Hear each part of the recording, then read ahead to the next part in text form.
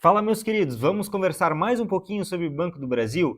Tá tendo um monte de notícia aí do prejuízo do Banco do Brasil, mas não é por aí não. A receita do Banco do Brasil está aumentando e não está diminuindo. Vou mostrar para vocês de forma simples e rápida nesse vídeo aqui. Vou mostrar o preço teto do Banco do Brasil e no final ainda se é hora de comprar ou vender, na minha opinião. Vocês podem se surpreender com o que eu vou falar do Banco do Brasil aqui, porque são poucos que estão mostrando esse lado do Banco do Brasil. Então acompanhe até o final que vai ter muita coisa interessante aí. Já aproveita, se inscreve aqui no canal, deixa seu like que isso me ajuda muito a trazer novos conteúdos para vocês e cada vez mais com mais qualidade. Então, pessoal, o que ninguém está falando é que o lucro do Banco do Brasil está subindo, a margem financeira. O problema é que isso está sendo consumido pelo PDD. O que é esse PDD? Mas que negócio é esse, Ismael?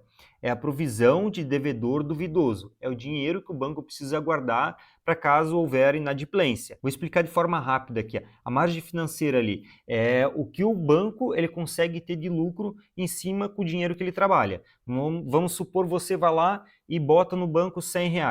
O banco pega aquele dinheiro ali, ele empresta para o Joãozinho e ele cobra uns juros em cima daquilo ali, certo? Mas se o Joãozinho não pagar, ele precisa te devolver esse dinheiro aí com juros. Então ele consegue criar uma margem financeira em cima disso aí. E essa margem o banco está aumentando, então ele está tendo mais lucro. O problema é que está tendo muita inadimplência no agro, então ele tem que estar guardando esse dinheiro caso não houver o recebimento, mesmo ele não conseguir cobrar de algumas outras formas esse pessoal que está devendo, ele precisa devolver para o Joãozinho, precisa devolver para você esse dinheiro. Então esse dinheiro, esse PDD está guardado. Vou mostrar aqui na tela para vocês que vai ser um pouco mais fácil de vocês entenderem. Aqui, ó, 2025 é um ano de ajuste para retomar a rentabilidade. O que eles querem dizer? Que esse não vai ser um ano para você colher frutos, muitos dividendos altos como ele vinha pagando. Vai ser um ano para eles se reencontrar de novo, correr atrás dessa inadimplência toda, cobrar e botar a casa em dia. Então, esse ano é para botar a casa em dia. E aqui, ó, a margem financeira bruta, que é exatamente o que eu estava falando com vocês, que é o dinheiro que ele pega, ele trabalha e consegue gerar receita com isso. Teve um aumento do primeiro para o segundo TRI, teve um aumento de 23,9 para 25,1, um aumento de 5%. Olha só, se não tivesse a inadimplência, teria aumentado o lucro do primeiro para o segundo TRI, né? O custo de crédito aqui, que é o PDD que a gente estava comentando, ele subiu de 10,2 para 15,9. Isso são 56%, pessoal, de aumento que ele teve que guardar o dinheiro ali por causa dessas inadimplências, né? Então, isso que corroeu o lucro líquido, que é onde que vai para o dividendo, né? Do primeiro TRI foi 7,4 e no segundo 3,8, menos 48%, né? Então, olha só, se ele não tivesse ter guardado esses 5 bi a mais aqui, o resultado de 3,8 já estava quanto? Estava lá em 9 bi, que foi o mesmo resultado do quarto trimestre de 2024. Aí já seria outra história, né? Então, para vocês verem, ele não está tendo prejuízo. Na verdade, ele está aumentando a receita dele. O problema é que está sendo corrido exatamente por causa da inadimplência ali do agronegócio. A gente pode ver aqui, ó, que a receita de prestação de serviços, eles também tiveram um aumento de 4,7%, a despesa administrativa aumentou 1,9%. Por que aumentou? Porque eles estão tendo um aumento também de receita, né? Então eles vão aumentar também as despesas porque para trabalhar com isso aí. O que eu vejo sobre isso? É que no segundo TRI a gente ainda pode ter uma piora na inadimplência, mas para o quarto TRI isso já começar a melhorar bastante.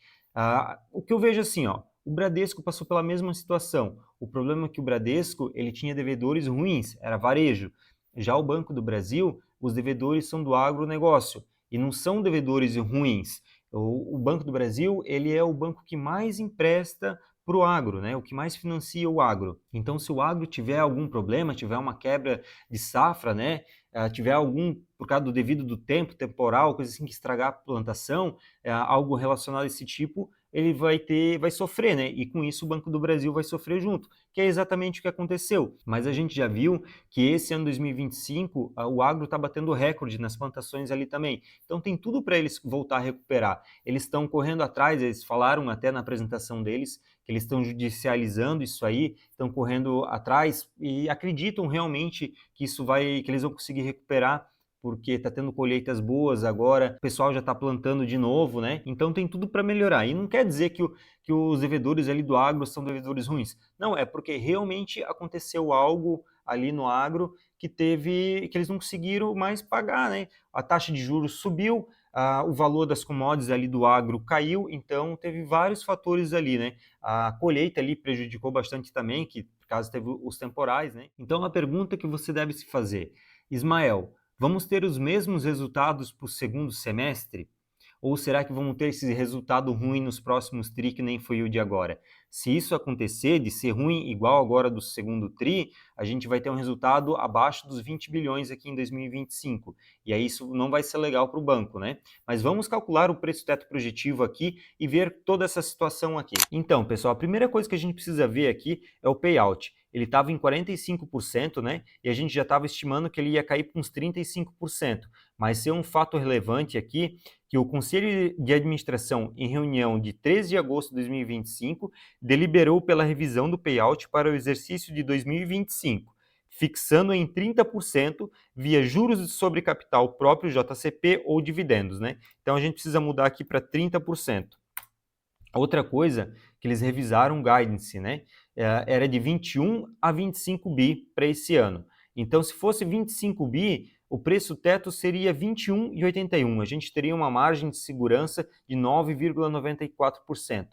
Mas eu não acredito que vai chegar aqui, a gente teria que ser bem otimista, até porque no vídeo de ontem que eu soltei, vocês podem dar uma olhada aqui depois, eu dei uma analisada lá e eu acho que ainda vai piorar um pouco a inadimplência, pelo menos agora para o próximo TRI, principalmente no agro. No jurídico, nas empresas, né, eu acho que vai dar uma melhorada ali pelo que a gente pôde ver. Então eu prefiro ser mais conservador e projetar um cenário um pouquinho pior, 21,5. 5 bi, né? Então, já aí o preço teto projetivo cai lá para 18,76, uma margem de segurança negativa de 5%, né? Um dividendo yield para esse ano na casa de R$ 1,13, né? De 5,67 só. É como eles falaram, né? Ano de 2025 vai ser um ano para recuperação. Então, você vai esperar ter uma margem de segurança aqui para estar comprando o Banco do Brasil, sendo que ele está com praticamente 50% de desconto, o PVP dele ele está de 0,58, 0,60, né? Então, você vai esperar ter uma margem de segurança aqui para estar comprando o Banco do Brasil? Será que aí você não vai estar pagando caro? Para quem não tem uma quantidade muito concentrada na sua carteira do Banco do Brasil, talvez seja uma hora boa de estar comprando, de estar comprando a preço baixo o Banco do Brasil. Porque eu não digo num curto prazo, né? Porque esse ano não vai ser para colher dividendos. Mas ali para o ano 2026 ele já começa a recuperar bem. Então, se você esperar até lá, provavelmente você vai pagar mais caro, né? É que nem o Luiz Barsi fala. A gente tem que olhar por quantidade de ações, quantidades possuídas, né? Não pelo preço. Então são essas minhas considerações. Eu acho que se você tem espaço na sua carteira, talvez agora seja uma boa hora estar comprando o Banco do Brasil. Talvez você não vai ver tão cedo depois o Banco do Brasil a esses preços de novo, porque ele é um banco que realmente gera muito. E isso não está sendo uma dica, não está sendo uma recomendação, é apenas a minha análise, né? Estou passando um pouco para vocês do que eu acabei vendo aqui. Se vocês gostaram desse vídeo, deixa o like, se inscreve no canal e até o próximo vídeo. Fiquem com Deus, pessoal.